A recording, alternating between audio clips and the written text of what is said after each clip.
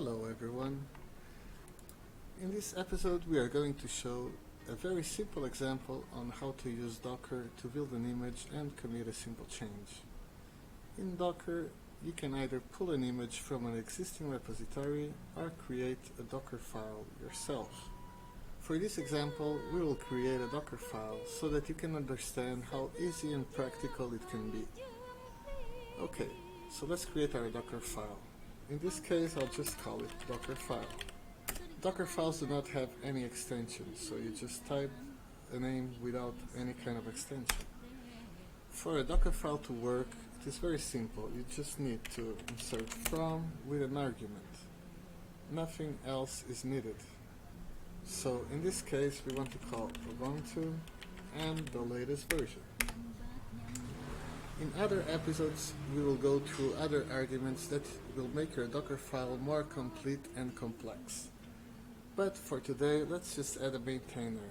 That in this case, it's us, right? So let's type maintainer, flying monkey, and then usually you add an email here so that other devs working on the project will have an email so that they can keep in contact with the person maintaining this Dockerfile.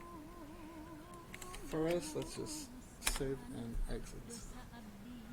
Okay, we have our Dockerfile ready, so let's now build it onto our Docker. So it's quite simple. Docker build, this is a tag. It is common practice to have the person who created it / a reference for the file. So in this case, let's do flying monkey and then Ubuntu. So we know that it is the Ubuntu distro that we have here. And then we have -f and the file name that we just created. So Dockerfile. And you always end with a dot in the end, otherwise it will not work. Okay, we see here that it is successfully tagged and successfully built. That's great. Now we need to run it, right? It is also very simple to run.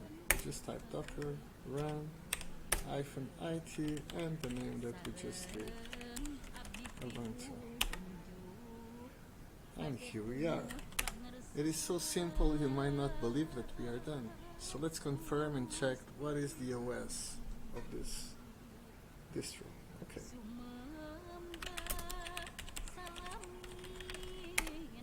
As we see here, it is Ubuntu and it is the latest version we have at the moment.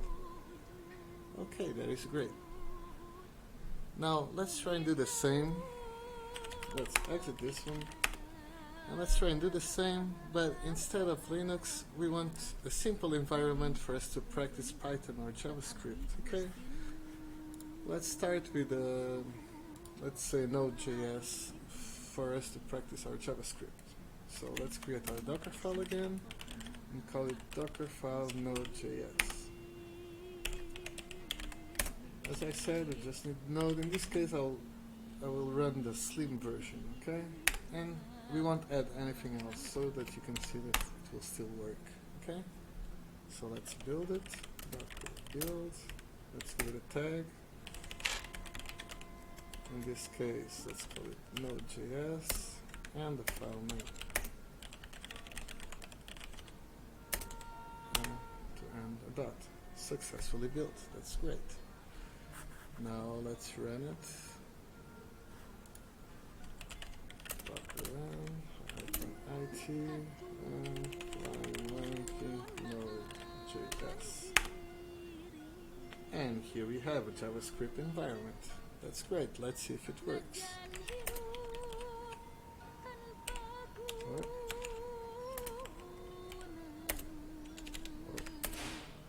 Okay, let's do a simple square function.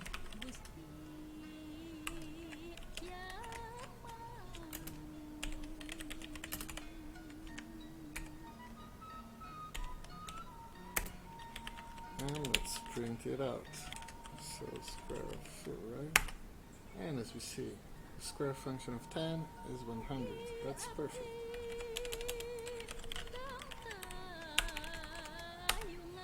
Okay, now let's do the same but for Python. Quite simple, right? So Dockerfile Python. Again, let's do the latest version of Python. Okay, let's put the maintainer as well. And let's save and exit. So Docker build. Monkey. Let's call it just Python. And the file name, Dockerfile, Python, right? Oh, we forgot the dot, right? Okay, that was it.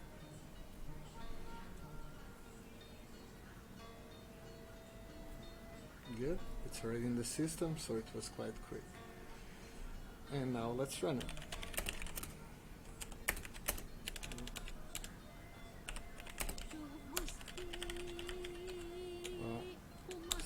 No, we have to use the name that we just gave. And here we go, we have a Python environment. Wonderful.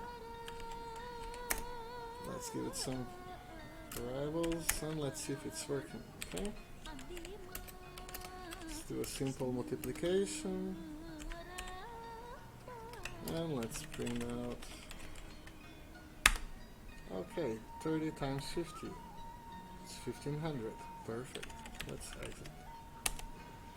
Okay, now we will return to our Ubuntu distro and imagine that we want to change something inside of it. Okay, let's see what happens when we do. So if you don't remember the name, so you can just do Docker images, and we see here the name was, oh, that's quite simple. Let's just copy it, then Docker run -it and the name, and here we are. Okay, for this example I will just create a new file called me.txt, and let's check if it's here. Oh, great. What happens if we exit? And now we want to come back to our distro, and oh, it's gone. So Docker will not save anything unless you commit it, so it will protect the versions. So if you want to save a change that you have done in your file, you will have to commit it to Docker. I'll show you how now. So let's create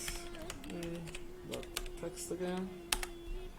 Now you need to open another terminal. Let me zoom in. So we need a container ID. To know the container ID, you just type Docker and process, so PS. And here we have it.